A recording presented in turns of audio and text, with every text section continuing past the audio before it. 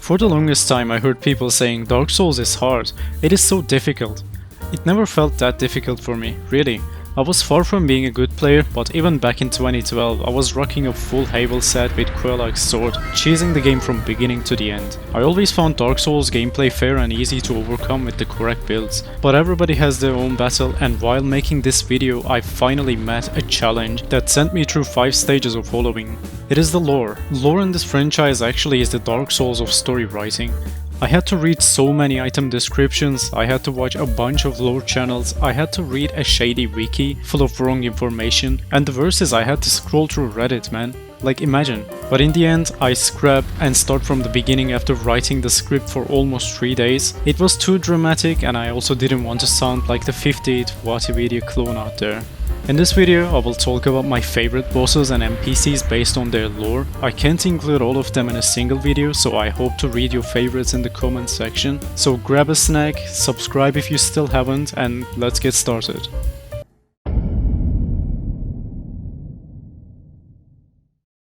It was us, the chosen undead, who defeated Manus, yet Artorias claimed all the glory in the end. What is so great about this guy, some of you may ask? Artorias came from the same race as Gwyn, and to them dark is lethal. In the past, Gwyn drowned an entire city, trapped a civilization at the end of the world and locked his daughter until the end of time, because he was too afraid of the abyss. Rightfully so, he bested the dragons, he conquered the chaos and drove away the demons, but even Gwyn had no chance against the abyss. Okay, I'm not gonna give you an entire history lesson about Gwyn and how he kindled the first fire, so I will fast forward a bit. You remember that shady snake Kate, right? He tricks and corrupts the townfolk of Ulyssil. So Ulyssil is corrupted by the dark, and this allows Manus to rise. If Kate's plan succeeds, Manus will take over the world and drain it all in darkness. Gwyn is not the only one, especially weak against this threat. Lordran doesn't have anyone who can set foot in Abyss other than Artorias. Naturally, Abyss Walker, being the only one who fought against this type of enemies before, takes on this journey. But there's one problem. Knight Artorias came to stop this. But such a hero has nary a murmur of dark. Without doubt he will be swallowed by the abyss, overcome by its utter blackness. To Artorias, this is a suicide mission. His race can't go hollow, but against the dark they are completely helpless. He clears the streets of Ulyssil and eventually reaches Manus, but there's no chance. Manus is far from his full potential, but Artorias fails to even wound him. He meets a devastating defeat against Manus, and he sacrifices himself in order to save his trusty companion Sif. We meet him shortly after this event. In our first and the last encounter, we don't really know much about him other than listening some NPCs, but his cut dialogue from the early design tells quite a lot about his personality. Whatever thou art, stay away. Soon I will be consumed by them, by the dark.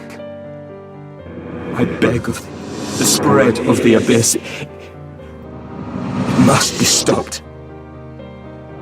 Ah, Sif, there you are. All of you, forgive me, for I have availed you nothing.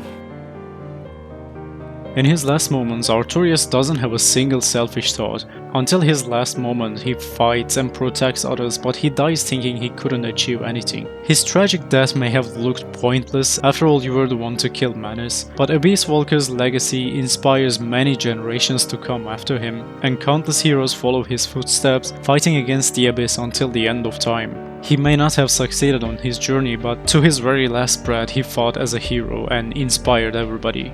The Undead Legion of Farron is a caravan of undead, sworn by wolf's blood to contain the abyss.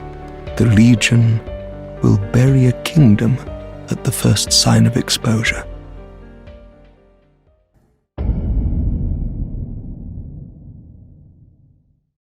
Think of a character who fought alongside Gwyn to put an end to dragons, only to be completely erased from all recorded history. I believe Nameless King is the better version of Gawain. When you think of it, Gawain's orders created the chaos, and he was so afraid of them that he ordered his Black Knights to completely wipe demons from the surface of the earth. He was so afraid of the abyss that he was willing to destroy kingdoms in case they may turn dark at one point. And his approach towards dragons wasn't so different. Surely he kept dragons like Seed and Midir for his personal interests, but even long after the war against the ancient dragons, he ordered all the remaining dragons to be found and hunted down. Being a god of war, Nameless King didn't like the idea of executing defenseless creatures. His father failed to see, but dragons were already adapting to the Age of Fire rather than seeking revenge. After his father sacrificed himself for the Age of Fire, he could easily take over Lordran and rule the lands however he saw fit, but even then his honor didn't allow him to betray his father, and so he just disappeared and created a safe haven for the dragons and humans to coexist. I love that despite him being a god of war and potentially the strongest of his kind, he was the only one to make peace with his former enemies and learn to live with them. He was so respected that other dragon slayers like Ornstein and Havel followed him without a question even after he betrayed his father. But Gawain was so full of fear that he couldn't see the true intentions of his son, and Nameless King's story also ended in another tragedy.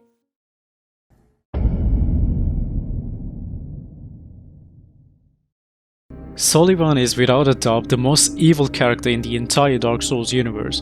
His story is especially interesting. He starts from the lowest as nobody, yet he takes down the very gods of Anor Londo and almost starts a new age. Solivan was a talented sorcerer from the painted world of Ariandel. Alright, his entire conflict begins because he thinks he doesn't belong to this world, so eventually he escapes the painted world to find a better place. Having run away from one world, soon he finds a new world, but it is dark and dying. At this point he had no evil intentions, he was just trying to find a place to fit, but soon he found out that once again he was being looked down upon, this time by the residents of Anor Londo and Iritil. Sorcery is a seen inferior to miracles. He was seen as someone defying the will of Gwyn, so once again he couldn't fit in the world and he had to look for a new place. Skipping a bit, he explores Profaned Capital, finds the Eternal Flame and gets corrupted by it, and at this point he thinks if he can't find a place he belongs to, then he will create his own world. He gets rid of Gwyn's family one by one. By poisoning and imprisoning them, he takes over the church, and with the help of the Archdeacon MacDonald, he corrupts the deacons by teaching them the dark sorceries he has mastered over the years.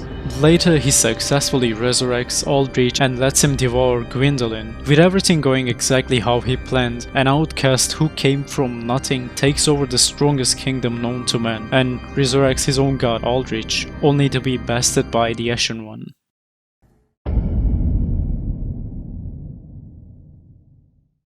Dark Souls is not short of heroic bosses and NPCs who achieved impossible feats. Thinking of all the boss lores, my favorite was always Ivory King. Chaos is one of the earliest threats Gwyn faced in his time. Wanting to replicate the first flame, Witch of Izalith experimented on the flames. Her ambition gave birth to the Flames of Chaos, which in return created the demons and the whole new realm of chaos. Bed of Chaos was eventually beaten, but it still existed somewhere. This is where the Ivory King comes in.